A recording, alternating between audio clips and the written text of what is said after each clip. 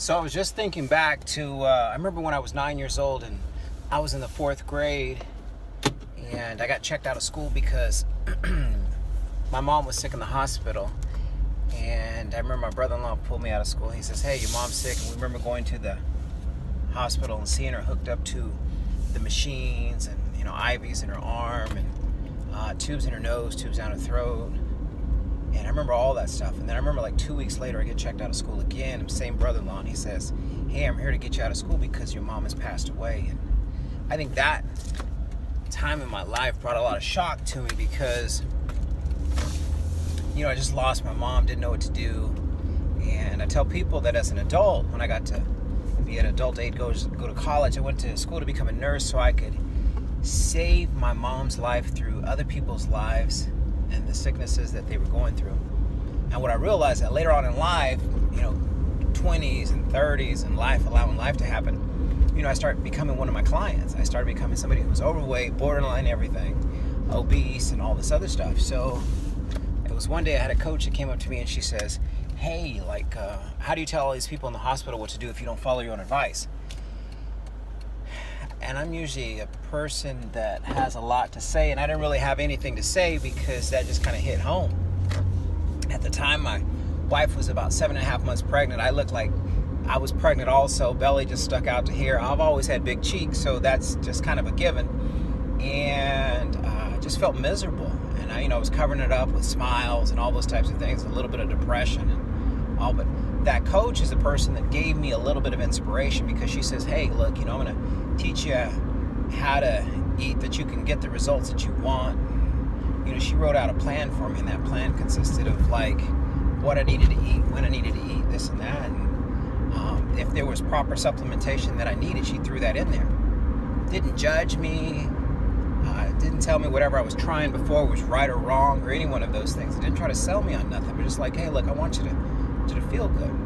So I got started on my plan, and I lost some pounds, and I started feeling better and all amazing. And then right around 2010, my wife and I decided that we were going to open up a business. Had no business background, none of that stuff like that. Fast forward, we learned about business, we learned about networking groups and, building business. And November last year, we moved to Texas because a friend of ours from downtown Houston, his name is Enrique, inspired us. He's like, "Hey man, Texas needs some help. You guys are good people. Come on down. You can show what you guys do and you can show what we do through nutrition, and we can really transform some lives here." And we just jumped, used a lot of faith, man, and got down here to Texas and met some good friends, made friends. We knew nobody when we first moved, made friends, a lot of different organizations and all.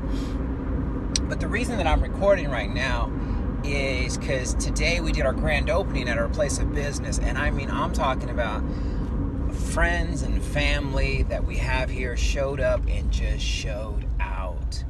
The coolest thing is that all these business owners that know how to run business, they came in and they helped us with our business. So we had our hearts were there, Letty Jimenez Lair and her and Elements Massage. They came and represented our business. She was supposed to be having a booth as a vendor space, and she was inside helping manage everything.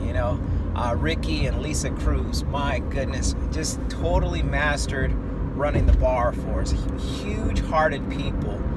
I'm gonna skip some people today, so no offense to nobody, but they just don't, I wouldn't be able to include everybody. We had Christina Hopkins. She was accepting people as she came on in. She works as a principal during the week, and she was helping us out with telling people how to go to the vendors' booths. Mr. Victor, oh my goodness, Venegas, he just did an amazing. He made sure that the books were kept appropriately, all those types of things. Sandra Casas, oh my goodness, the whole crew at Temperature Pro. Now I'm getting a little nervous not mentioning names. I was like, oh my goodness. So here we go. Let's see. Okay, so have my beautiful, lovely wife, Isela, put the whole event together, had all these printouts and stuff like that done. Artie Yoder. I just went blank. Everybody. Eduardo Cardenas, the music. Jackie Banks did a phenomenal job. Chris Lively, Linda Britton. It just keeps going and going. Guys, everybody, Joe Day did an amazing job. Daniel with Legal Shield. You know, Kip, you get it, man. Kip's got an amazing company. You guys got to meet with him, especially if you're a real estate agent. Look out. So I'm just off the top of my cuff and off the top of my head. Marlene did a great job out there today. Tanya Ankenbrook, and then Tanya Monroy. Thank you so much. You're my great neighbor right here. A lot of people, including people from different organizations, Jerry and Melissa and everybody else.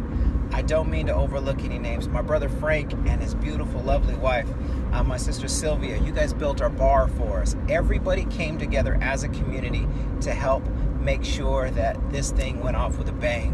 And guys, 1 year ago, we knew absolutely nobody. Pearland, Texas, Houston is amazing. I just want to say thank you to everybody. Our vision is that we have 7 million people in Houston know our name, and that we transform these people's lives and give them an opportunity to be healthy in a non-judgmental zone. So I want to thank you guys all very much for coming on out, supporting us, all the community members that came through and just kind of saw what we did for our grand opening. Thank you. We love you guys very much. And I wasn't looking at this phone when I was recording this, so I'm legal.